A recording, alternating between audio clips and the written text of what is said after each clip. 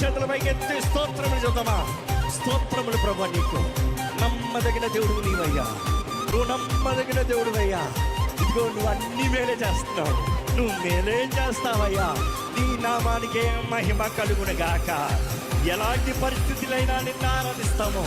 నేను నమ్మిన దేవుడు నమ్మదగిన దేవుడువయ్యా. నువ్వు మేలు జరిగించే దేవుడివి, దీవెనల్ని కుమరించే దేవుడివి.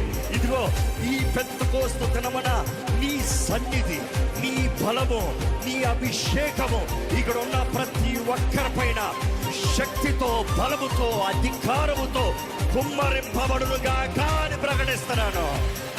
Worship him, worship him.